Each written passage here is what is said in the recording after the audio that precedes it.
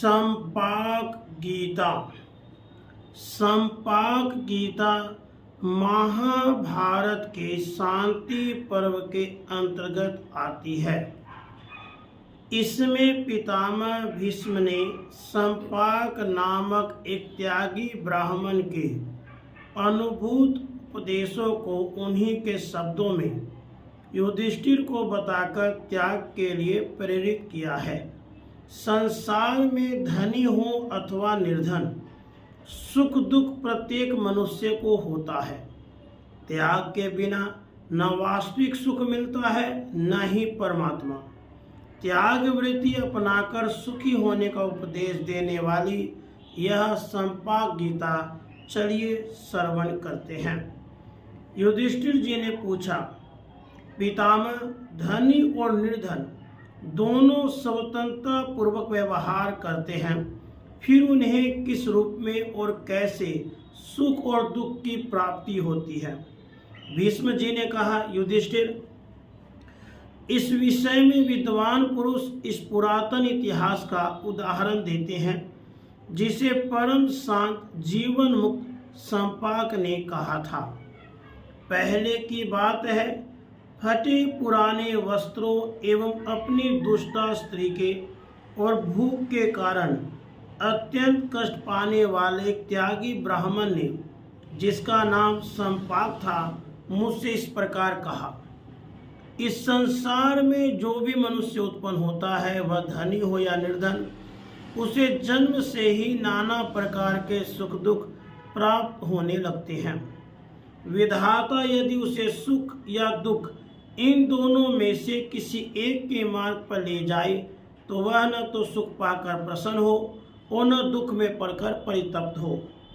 तुम जो कामना रहित होकर भी अपने कल्याण का साधन नहीं कर रहे हो और मन को वश में नहीं कर रहे हो, इसका कारण यही है कि तुमने राज्य का बोझा अपने पर उठा रखा है।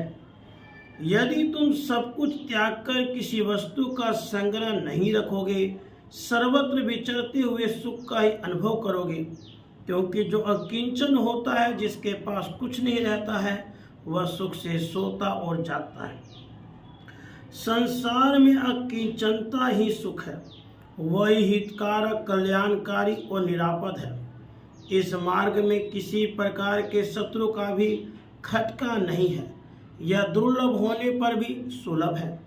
मैं तीनों लोकों पर दृष्टि डालकर देखता हूँ तो मुझे अकिंचन, शुद्ध एवं सब ओर से वैराग्य संपन्न पुरुष के समान दूसरा कोई नहीं दिखाई देता है। मैंने अकिंचता और राज्य को बुद्धि की तराजू पर रखकर तोला तो गुणों में अधिक होने के कारण राज्य से भी अकिंचनता का ही पलड़ा भारी निकला। अकिंचनता तथा राज्य में बड़ा भारी अंतर यह है, धनी राजा इस प्रकार उद्विग्न रहता है मानो मौत के मुख में पड़ा हुआ हो, परंतु जो मनुष्य धन को त्याग कर उसकी आसक्ति से मुक्त हो गया है, मन में किसी तरह की कामना नहीं रखता, उस पर न अग्नि का जोर चलता है, न अरिष्टकारी ग्रहों का, न मृत्यु उसका कुछ बिगाड़ सकता है, न डाकू और लुटेरे ही। वह सदा देव इच्छा के अनुसार विचरता है, बिना बिछोने के भूतल पे सोता है, बाहों का ही तकिया लगाता है और सदा शांत भाव से रहता है। देवता लोग भी उसकी भूरी भूरी प्रशंसा करते हैं। जो धनवान है वह क्रोध और लोभ के आवेश में आकर अपनी विचार शक्ति को खो बैठता है, टेढ़ी आंखों से देखता है, उसका मुंह सूखा होता है, भौहें चढ़ी होती है और वह पाप में ही मग्न रहा करता है। क्रोध के कारण वह ओठ चबाता रहता है, अत्यंत कठोर वचन बोलता है। ऐसा मनुष्य सारे पृथ्वी का राज्य ही दे देना चाहता हो तो भी उसकी ओर कौन देखना चाहेगा। सदा धन संपत्ति का सहवास मूर्ख मनुष्य के चित्त को लुभाकर उसे मुंह में डाले रहता है। जैसे वायु शरद ऋतु के बादलों को उड़ाकर ले जाती है, उसी प्रकार वह संपत्ति मनुष्य के मन को हर लेती है। फिर उसके ऊपर रूप का अहंकार, धन का मत सवार हो जाता है। वह ऐसा मानने लगता है कि मैं बड़ा कुलीन हूँ, सिद्ध हूँ, कोई साधारण मनुष्य नहीं हूँ। रूप, धन और कुल, इन तीनों के अभिमान के कारण उसके चित्त में प्रमाद भर जाता है। वह भोगों में आसक्त होकर बाप दादों के जोड़े हुए पैसे को खो बैठता है और दरिद्र होकर दूसरों के धन को हड़प लाना अच्छा मानने लगता है। इस तरह मर्यादा का उल्लंघन करके जब इधर उधर से लूट खसोट कर धन ले आता है, तब राजा उसे उसी प्रकार कठोर दंड देकर रोकते हैं जैसे व्याध बाणों से मारकर मृगों की गति रोक देते हैं। इस प्रकार मन को तप्त करने वाले और शरीर के स्पर्श से होने वाले ये नाना प्रकार के दुख मनुष्य को प्राप्त होते हैं।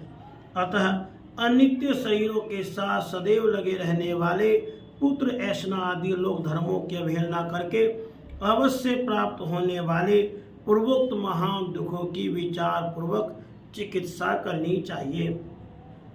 कोई मनुष्य त्याग किए बिना सुख नहीं पाता, त्याग किए बिना परमात्मा नहीं पा सकता और त्याग किए बिना निर्भय सो नहीं सकता। इसलिए तुम भी सब कुछ त्याग कर सुखी हो जाओ। इस प्रकार पूर्व काल में संपाक नामक ब्राह्मण ने हस्तिनापुर में मुझसे त्याग की महिमा का वर्णन किया था, अतः त्याग ही सबसे श्रेष्ठ माना गया है। इति श्री महाभारते शांति पर्वणि मोक्ष धर्म पर्वणि संपाक गीता संपूर्णा। राधे कृष्ण, राधे कृष्ण।